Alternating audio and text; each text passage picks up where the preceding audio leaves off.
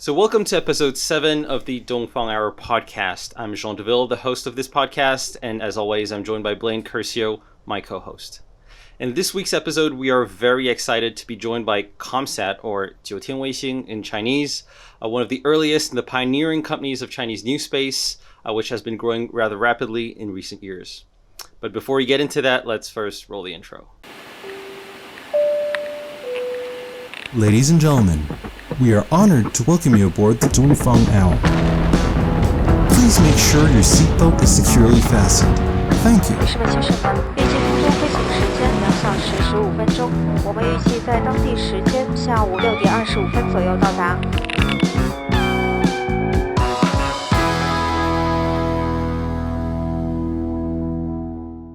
Commsat is a private company founded in Beijing in 2015 being what is widely considered as the year of birth of Chinese new space. Its historical roots are in satellite manufacturing, and very early it had built a number of CubeSats, and it was also involved in a number of space outreach projects with schools and with children and also commercial companies. And it also initially had a 72 satellite constellation planned for IoT.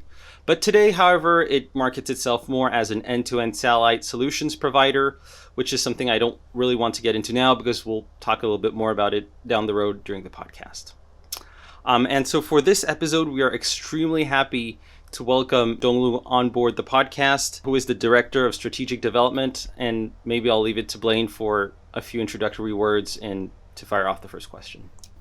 Thank you, Sean, and thank you, Donglu, for joining us. Welcome, everyone, to episode 7 of the Dongfang Hour. Looking forward to discussing satellite manufacturing in China with one of the industry's leading companies. So Donglu, as Sean mentioned, is the Director of Strategic Development at Commsat. I've known Donglu for about 4 years, I guess. We probably first met in Beijing at the end of 2017, I guess. 3 years at China Great Wall event, if I remember correctly. And so, Donglu, if you could, for the first question, if you could give our viewers or listeners just a little bit of an overview of your career in the space industry, your education before working, and basically just your journey through the space industry so far. Yeah, that's great. Hello, everyone. I'm very glad to join the podcast with John and Blaine. As Blaine said, we met 3 or 4 years ago at CGWSC. At that time, I was working in CGWC as a consultant for the commercial space and international collaboration, etc. After working for CGWC for 4 years, I moved to the startup Commsat. Since 3 years ago, I worked at Commsat as a strategic development director. For the education background, I had a bachelor degree in remote sensing in Wuhan University. It's my hometown, also the coronavirus hometown. Sorry. After graduation from the Wuhan University, I went to Durham in England for a master, also in GIS and remote sensing.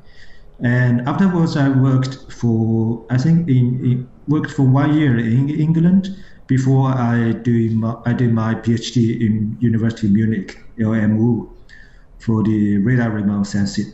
That's a general background of me. Thank you. Great, thank you very much. That's interesting, and it sounds like you've had 6 years in total in Europe, or 7 years in Europe, and then also some time in China doing international business or doing consulting on international business for CGWIC. So it sounds like for quite some time you have been kind of in between China and Europe and seeing a lot of this relationship just from different perspectives. So I'm wondering if you have any thoughts on how the relationship between China and Europe has changed in the context of the space industry over your say 10 years or so in these two places in the space industry. Right. I think during my time, I spent 6 or 7 years, yes, almost 7 years in Europe. But during the time, I was working only in the academy area. So from what I know, that the Europe and China has continuous cooperation, especially in the space science sector. But also after I worked in China, I found the relationship exists not only in science but also in industry.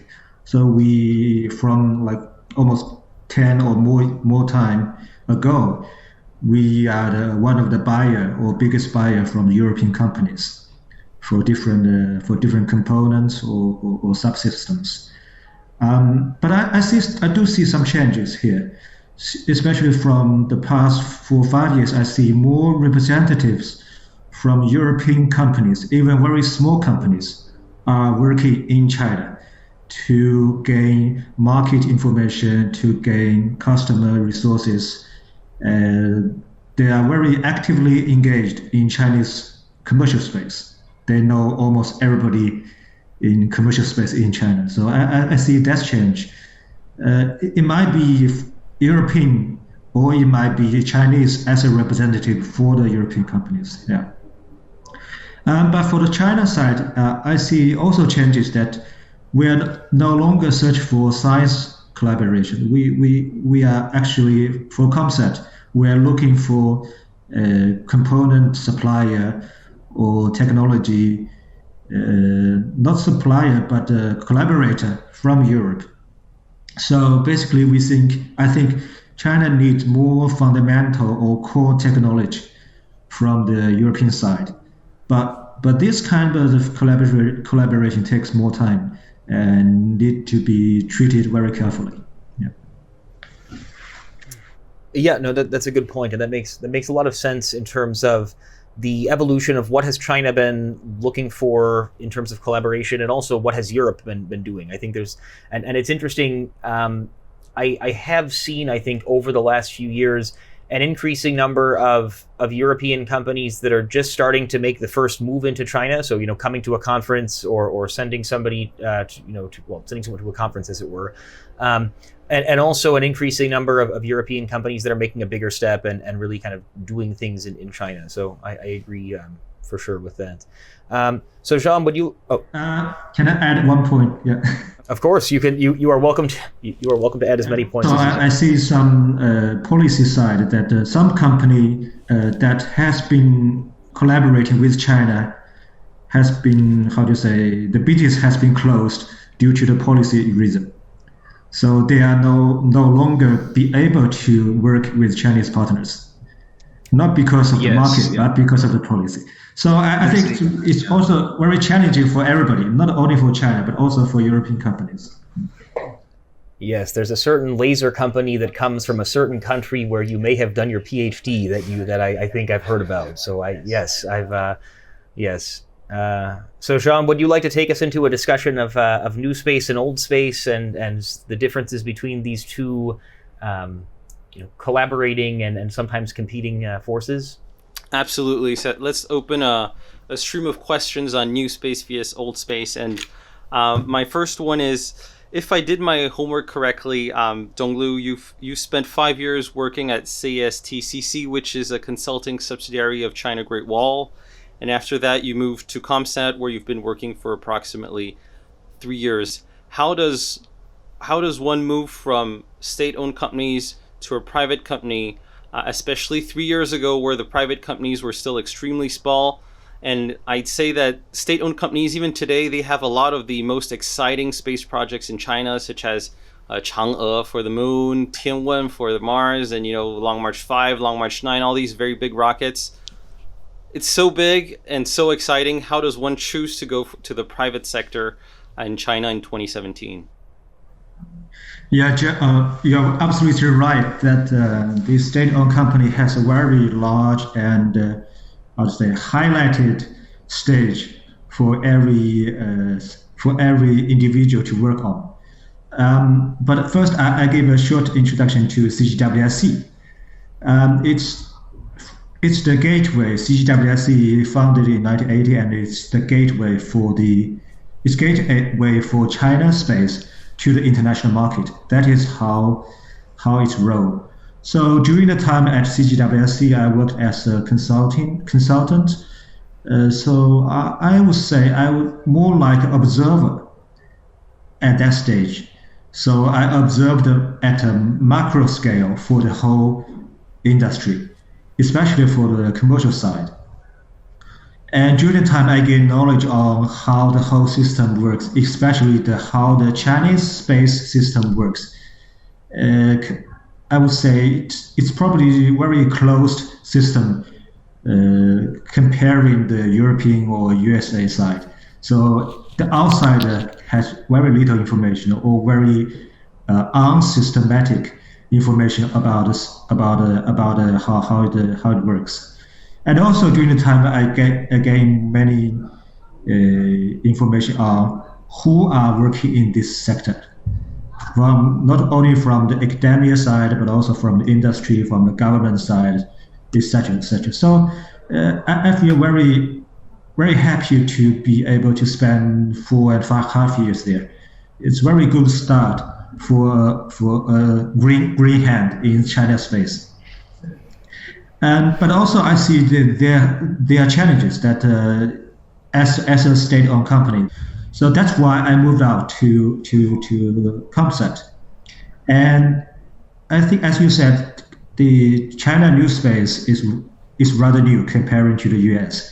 So since I think in 2015 we have only maybe 3 or 5 small companies launched during the time, and they are totally unknown to not only to the public but also to the system.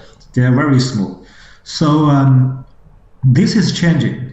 That from only 5 years ago, they are becoming from 3 or 5 to about 200, and everybody know them from newspaper, from Bilibili, from whatever platform. So they are not so lonely now, right? So I see the value to move from the traditional one to the new space one is that I can transfer, from one side, I can transfer the experience and utilize it in a more dynamic commercial environment. So for example, some information or some idea I was thinking about, but I could not put into action because of the system or because of the time is not good enough or because of the resources is not enough. So, but in this commercial environment, everything is more like possible.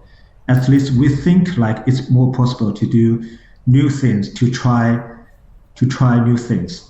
Well, in state-owned company, they have Chang'e, they have Long March 9. Okay, it's very attractive. But also in new space, we have also a usable launch vehicle. We have also mega constellation. We have maybe also traveling to Mars, right, for some company. So we share a big dream within the whole industry. So we don't feel that small, we don't feel that lonely, right? But also beside my former experience, I also involved in many type of work in this small startup. And by doing so, I learned more things from finance, marketing, policy, and how do you deal with customers, etc., which I could not expect to do that as a consultant. So this is very important for an individual to see that how a company is working as a whole. And it might be useful for the future, or it might be useful for the other type of role in the future. Yeah. This is an interesting feedback, and we were on a previous episode discussing with Kevin Shu of Landspace, and he also gave us a similar feedback of how it's the private and the state-owned ecosystems have interactions, and hiring people that were previously in state-owned enterprises was important because you had people that had seen the entire system, that had an understanding of the Chinese space ecosystem, and that was extremely helpful for the private companies. So joining the dots. Actually, Kevin is my former colleague as well. Yes, at CGWIC, yes. Yeah. I know him very long time ago. Yeah. Yes. And also, he went to university, I think, in Wuhan for undergraduate, right? In Huazhong? Yes, Huagong, yeah. Oh, wow. That's a small world. There's a lot of people in China. There's a very small percentage chance, of that. That's amazing. Huh. Okay. So taking a slightly different topic. So one of the interesting things I think about new space companies, both in China and the US, is this idea that it is still very, very hard and maybe impossible to consistently make money with commercial space business models without some government support. And this comes basically this comes, I guess, in two major ways. There's sort of government demand for the product or service. So, for example, NASA buying a launch from SpaceX, or potentially in the future, maybe the CNSA will buy launches from land space, let's say. But the other possibility of government support would be usually more kind of local government support, either in terms of some land or some tax incentives or some other kind of help to companies. And the second type of support, I think, has been especially interesting in China, because we've seen, I guess, in China, first, the provincial governments are larger than they are in the US proportionally. The government of a province is just very, very large in terms of how many people they employ and how much budget they have. And a lot of there's a lot of competition among provinces in terms of economic growth rate and in terms of attracting high-tech jobs and high-tech companies. And so we've seen several pretty interesting examples of new space companies, sort of partnering with cities in some way. So like Land Space building a factory in Huzhou, or Galaxy Space building their super factory, they call it, in Nantong. And with Commsat, as far as I know, you guys have started to build, or you are building factories in Tangshan and in Yibin. So Tangshan is in Hebei, I think, and then Yibin in Sichuan. So I'm just wondering, what was the what is the reason for having Tangshan and Yibin as the two areas of focus, and what are sort of the plans for these two areas? And could you talk a little bit more about kind of the what kind of industrial base maybe exists there, or what are some of the benefits of choosing these two places? Yeah. First, I would say government is an important customer, not only in every country, right? So at this stage, I also have an idea that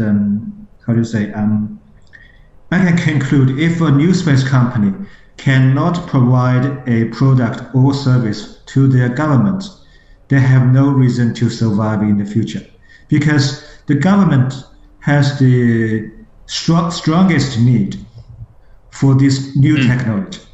If you cannot provide that, it's a way. In the other way, it's saying that your technology is not good enough for them, right? Mm-hmm. So, but I won't say government is the only customer at this stage. They can buy it. The market, the commercial companies can buy it. But for your question, I would say, as you know, in China we have 34 provinces in China, and many of them are quite large, either in terms of the land or in terms of population. So they are rather working, everybody has its priority, because everybody has limited resources. They may have enough capital, but they may not have enough land to attract people, or they're lacking industry workers. So the situation in different provinces are different, and they have their priority. For us, that Tangshan is close to Beijing, and it can be worked. It's more attractive for manufacturing comparing in Beijing, because the land price is much lower than in Beijing, and it's not that far from Beijing. So it's easy for the logistics and also transportation. Yeah, and also we have funding from the local, not government or local companies, who can support us to build a smart manufacturing factory there. Yeah. And also it's similar to Yibin, that Yibin and Chengdu and the Sichuan province, the whole Sichuan province, has very strong industry fundament for the electrics, for the communication. So they are companies, they are research institutes, universities are working there. Many of them are working around the space, around this place. And it's very easy to find people to work for us. So that's why we put our communication payload design and manufacture there, not a satellite. The satellite can be done in Changshan with the help of local people in Beijing. But in Chengdu, Yibin, we found local people to do the communication thing. That's why we choose different places for different sectors. Okay. That's a really interesting point. I think Sichuan, or it may have been Chongqing, but I think it was Sichuan, had satellite internet in their 3-year plan for 2020 to 2022. And then I guess there's also, and one company that I've been seeing more and more in the space industry, and I know they have a lot of presence in Chengdu, is CETC. Yeah. So and they have is it Tianao is their subsidiary in the 10th Institute. But yeah, so that's interesting. Okay. Jean, anything from your side on that topic, or any further question? It's interesting. It's just interesting to hear how the local governments play a role in China for the space industry in terms of the market for the private companies, also as well as in terms of potential support, financial support for the companies. And I think this is a notable difference that you see perhaps with U.S. new space, where a lot is based on private capital, even though there is also some governmental support.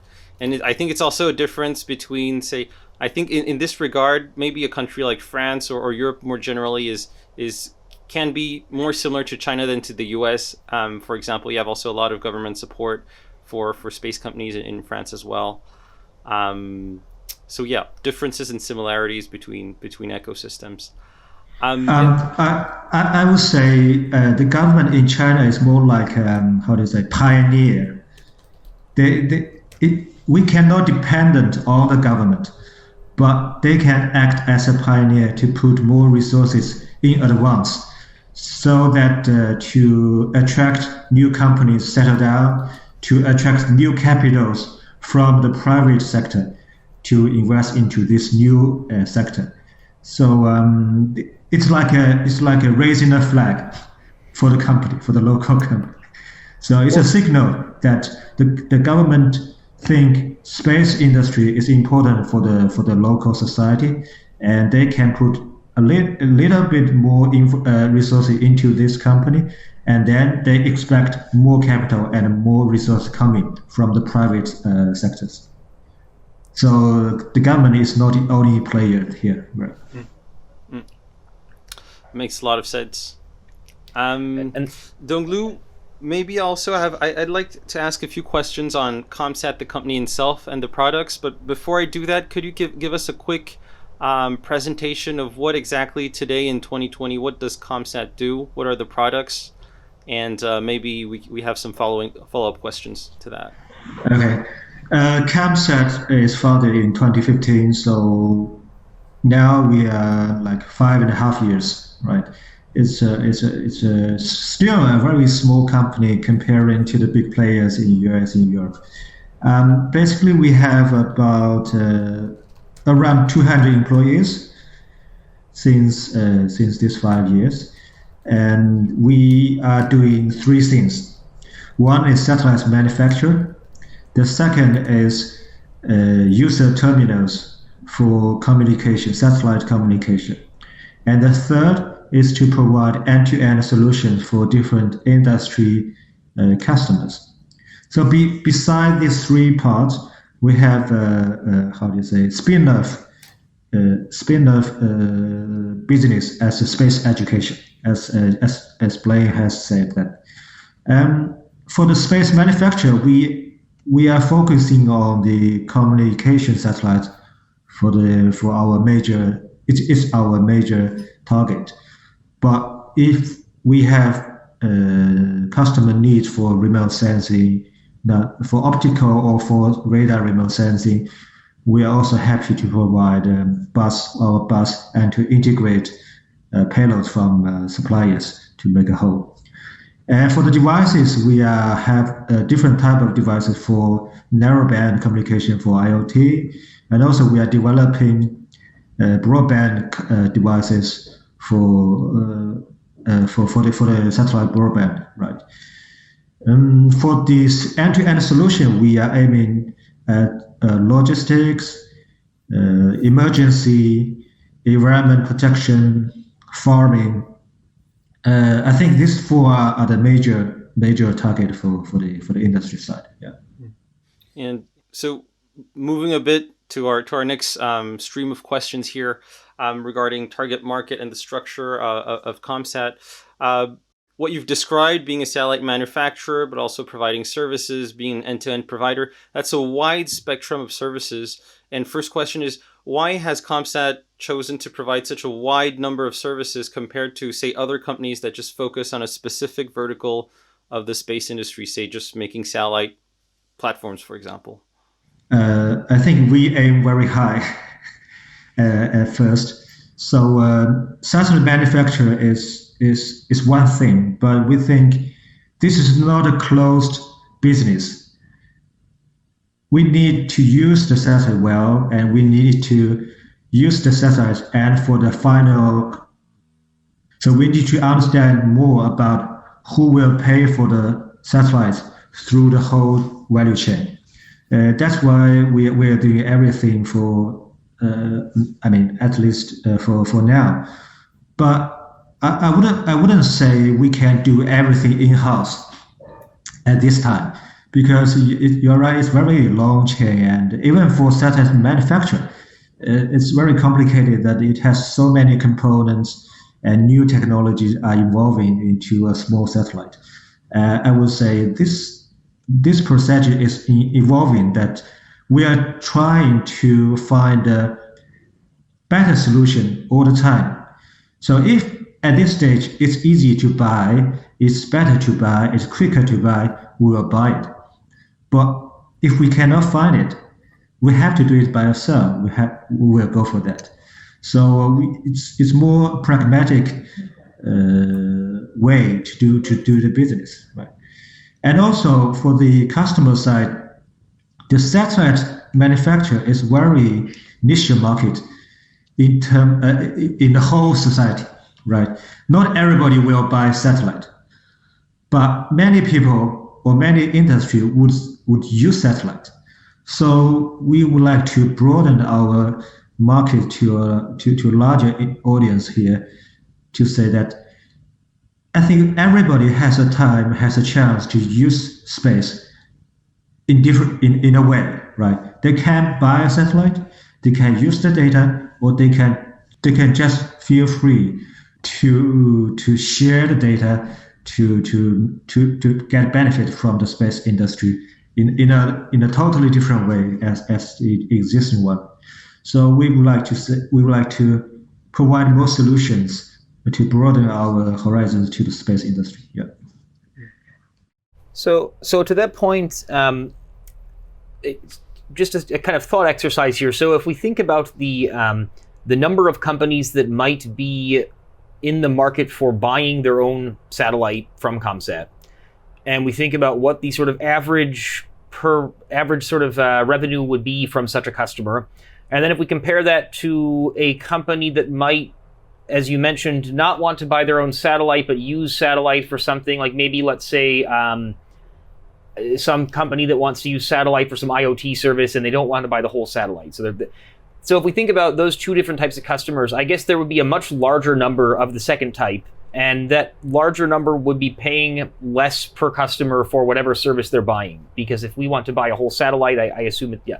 So for that first type of customer, I guess Commsat has been in an interesting position in the sense that you've sold many different types of satellites on a pretty broad spectrum. So as far as I know, again, you have a business in education, which I assume those satellite kits are relatively inexpensive and simple, and are relatively larger in number in terms of how many you could sell.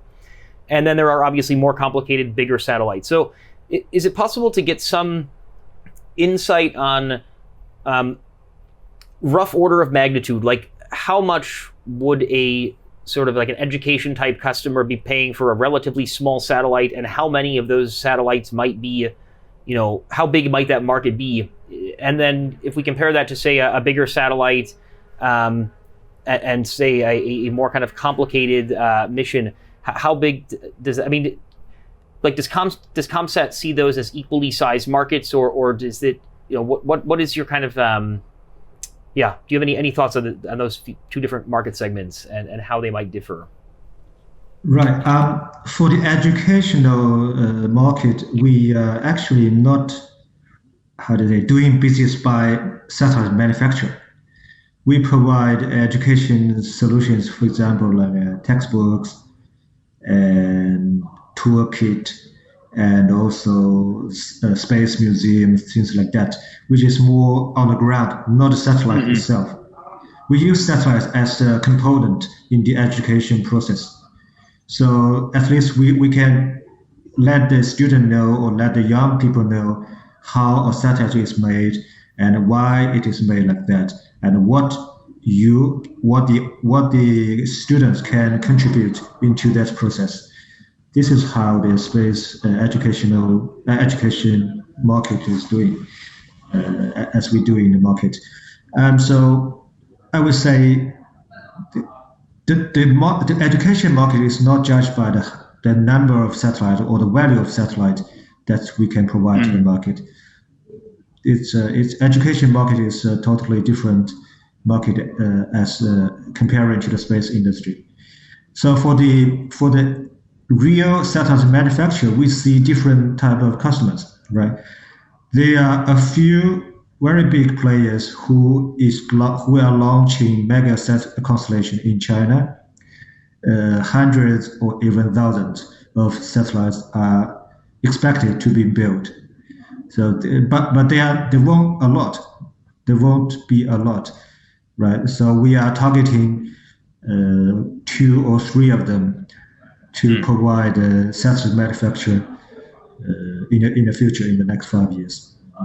And also there are various different small customers who are aiming to build a small constellation, like 10 or 20 or something like that, for very different purposes or for very special applications. And also for, this is very customized market for this small customer. So we are targeting these 2 type of top market. One is tenant customer who is aiming at thousands of satellites. On the other side, we may have 10 customers who are aiming a small constellation, or even 1 or 2 satellites. I can't give an exact number of how many satellites they are building, but judged by the current situation and the potential customer we are talking to, I believe satellite manufacture is still a business in China, and we have a lot of things to do in the future. Yeah. So just a quick follow up on that, and then I'll turn it over to Jean. So I understand then that with the bigger, say, constellation type customers, I assume that the biggest differentiator that Commsat would have is that you can make several hundred satellites. Like once you can build many hundred satellites, there's not so many companies that can do that, and that's a big thing. But for the smaller customers now today that are buying, say, 1 or 2 or 3 satellites, how is Commsat positioning itself compared to, say, like Minospace or SpaceD or some of the other startups? I mean, are you focusing more on how are you differentiating yourself as a company in terms of your, if some customer comes to you and says, I want to buy this 1 satellite?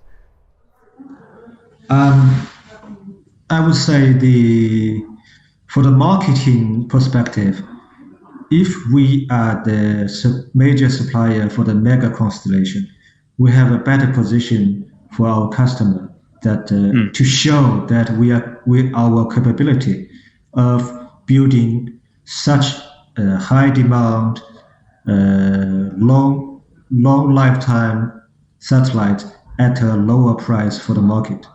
So this is for the marketing perspective. On the other side, we try to make our satellite more suitable for everybody. Let's say, so that's why we focus on communication satellite for as a priority. That the basic technology and the basic component or suppliers are more or less similar to our mega constellation project. So that's why we can use limited resources, but to make more satellites in this way. That makes sense. And you're today in satellite manufacturing, and you are also in satellite services. So you have an end-to-end value proposition. But if we look 3-4 years ago, Commsat had initially planned a constellation, I believe, for IoT. Can you give us a little overview of how you moved from being an operator of satellites and you moved up the value chain to actually move into manufacturing? Yeah, I think basically it can be divided into two models for the new space. One is like SpaceX is doing everything in-house, and it design, it manufacture, it operate, and it's facing a final customer. And also it can be like us, like as only a provider at this stage. I think why we move into this stage is because of many reasons. One is funding. The second is policy. The third is market uncertainty. I will explain a little bit more. So to build a large constellation by ourselves, it's very funding. We need a large funding for that. We calculate that if we need 200 or even more satellites to be launched in such a short time, we need probably billions of RMB. No, tens of billions of RMB for that, which cannot be easily achieved through only private capital. This is very challenging. And also the policy side, it's not very easy to operate, especially for the communication market in China, as a private company to operate communication constellation here in China. You need a certificate from different places, and it's very narrow. Competition? It's very strong competition between state-owned companies and private companies. Everybody wants a business model that they can lie down and earn money. This is the perfect business model they want. And also for the market uncertainty that everybody is saying the satellite broadband or satellite IoT are the future billions or trillion-dollar market, but nobody has proved that yet. So as a small company, we don't want to put the uncertainty to ourselves, right? If we cannot attract enough money, or if we cannot earn enough money during the process, the company will have no choice. But if we are doing as a provider, we can verify our product line. We can sell the product one by one, which is more financially more stable for a small company like us. So that's why we choose this. We choose to be a provider, and this is a way for us to be able to collaborate with state-owned companies. Everybody has different priorities here. That's very insightful and helpful for our understanding of this move, and maybe can help us also understand to what extent, how big the constellation market will be in China. So if we look at over the past 4 or 5 years, I count at least 20 constellation projects that were announced in China. Some of them are state-owned and are pretty famous. It's Hongyun, Hongyan, and all these Xingyun projects. You have also a lot of private constellations. And regarding the private constellations, Donglu, I wonder if you could give us a little perspective regarding to what extent do you think these private constellations will actually materialize or maybe, a significant part of them might actually move away from satellite operations to focus, just like Commsat, on other parts of the value chain? Well, it's a very challenging question that to say anybody can survive. I would say it's different. It's different for different type of constellation, right? For communication, it's very challenging to have its own constellation for the small private company. So I won't expect that many constellations survive in the future for the communication. But for remote sensing, for PNT, there might be more players. It could be more players surviving. Yeah, and also I don't think it's easy to change the business model because let's say if you change too late, there are less enough room for you for the market because everybody know you as operator. Not everybody know you as a provider, and your competitors already have proved that they are capable in this supplier market, in this manufacturer market. It's not easy to do so, like in 2 or 3 years late. So it's very strategic choice for different companies to make this decision that how they position themselves as a manufacturer or as an operator, but not in between, not to change it from time to time. It must be every company should have stick to a single or more stable strategy for that. Okay. I guess just one last question on target markets, getting to your point about the potential for private Earth observation constellations, and given your background in GIS and in some remote sensing work as well. One thing that we've seen is that several of the most advanced Earth observation companies seem to be vertically integrated. You have like Changguang, I suppose, is probably the best example. But then there are others that are, I guess, vertically integrating right now without satellites. So they have, like PiSat or other companies that are more like Earth observation, data analytics companies, or this type of thing.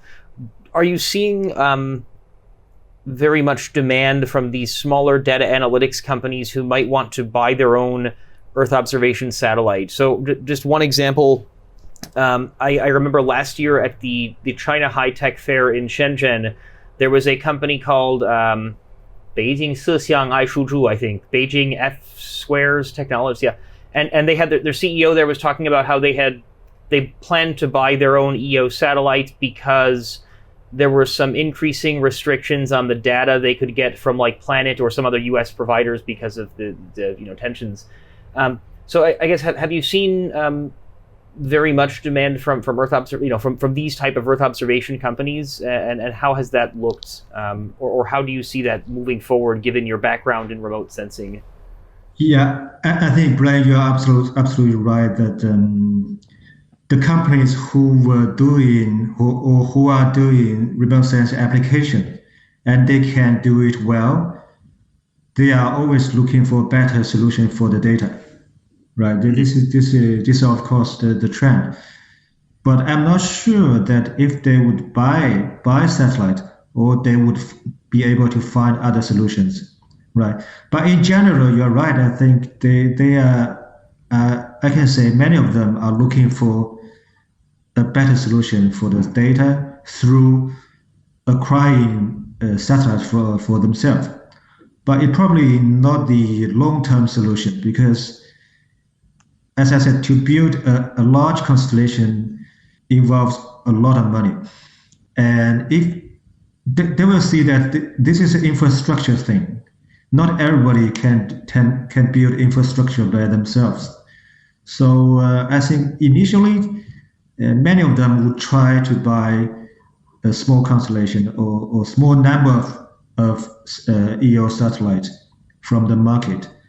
But after some time, if the market is not good enough, they will change the strategy.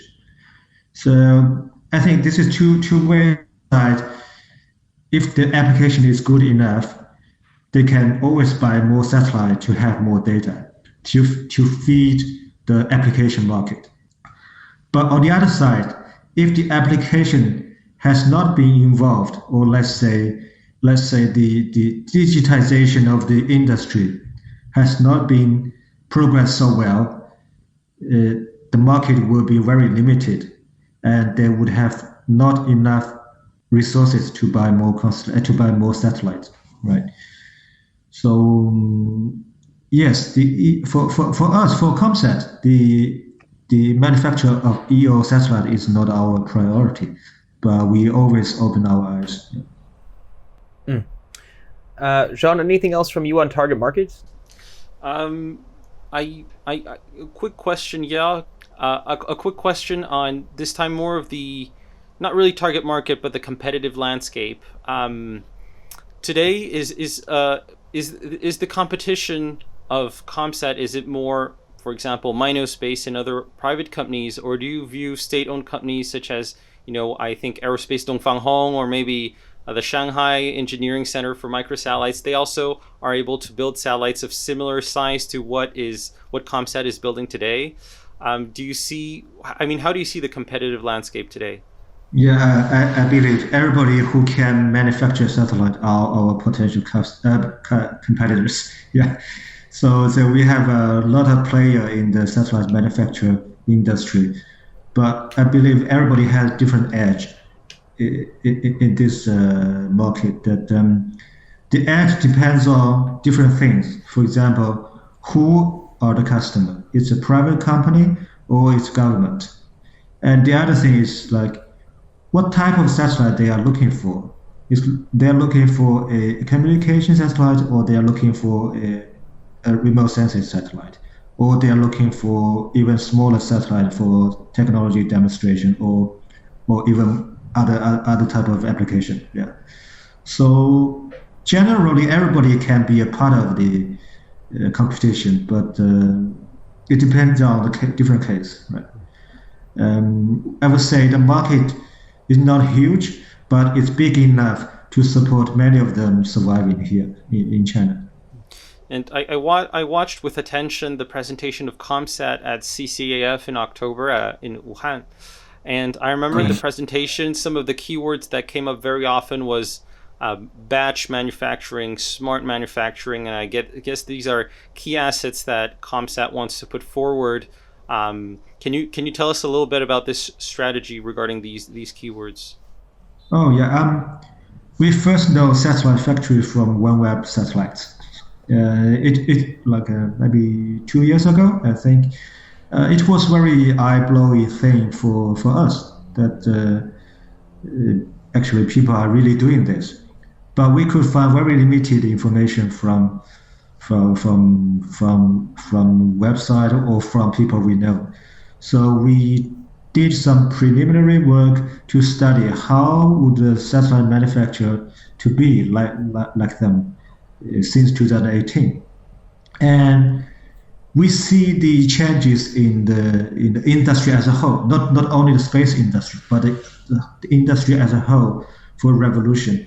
So we think digitization, smart manufacture, mass production is a must. Everybody will face that trend in some time, and at this time, the space and the satellite manufacture is a mixed status. It's not handmade at all, right? It has some robot or engineer tool equipment to help them to make a satellite, but it's also not that smart. So it's somewhere in between, and with some state-of-art technology, but not a whole as a smart solution. So we do see the satellite manufacturer is going to be smarter in the future. But to be honest, I don't think everybody in China has a solid knowledge or experience in that. So it's a new thing for everybody. But since everybody see the future, I believe we will do it well by step. It takes some time, but we will do it well. Yeah.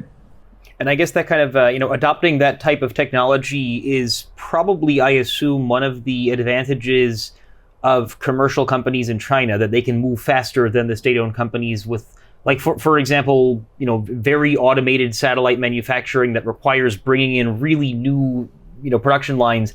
If you're if you're a cast and you have a whole thing set up already that's very traditional, even if you move very fast, it will take longer than if you're starting from zero and you're just building a totally new thing.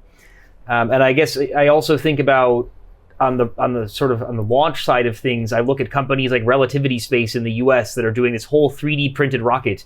And I'm sure that CALT has some 3D printing, but I assume that that's a technology that takes a long time to get brought in to these big companies with lots of established processes. So I guess the commercial side of the space industry in China is able to move faster on some of these things. It seems like, that's interesting. Let's hope so. Yes. So I guess getting to our last topic, which is just kind of more general questions. So Donglu, you've spent some time, again, as we've said, in Europe, and also some time in China, and also some time, working with international companies with foreign countries on behalf of the Chinese space industry with CGWIC. So I'm wondering if you could give us some of your thoughts on the sort of high-level strengths and weaknesses of the Chinese space industry in terms of, I guess, as the space industry becomes more global, China will be doing more international stuff. So what do you see as being the strengths and weaknesses as it does more international work and cooperates more with other countries? First, I would say it's very proud to be part of China Space now at this stage, because we do have a lot of strengths. For example, in China, we think we have the largest domestic market, which can support many things: launch, satellite manufacture application for the whole industry chain. And the second, for the human resources. It's not only diligence, but more we are working in a pragmatic way to solve problems. So especially in the private companies, we are not restricted to the system, that we can make new things, we can try new things to be able to provide new solutions. This is the important. And also, as you said, there are many young people have put their attention into space. So Bilibili, so many things. So this is very important, that the technology, the people with STEM education are interested in space. This is a potential for the future. And also the third strength, I think, is capital, right? The capital is not only from the government, but also from many industry like internet or something others, who has gained enough capital through its own market. And space is developing, and also in a very early stage, which has a potential for them, for the capital side, to earn more money through the investment. I think these three are the major strengths for China. But of course, we're lack of many things as well. First, I think in the space industry, we are relatively lack of fundamental study. So many things are done by engineers, which means it's not easy to do revolution. How do you say? Right. So it's good to get a step-by-step progress. But if you want a totally different system or totally different design, it takes very long time and very much effort to do that. The other thing is experience. The experience is not for the engineer, but for how you do a thing in the commercial, in the business environment.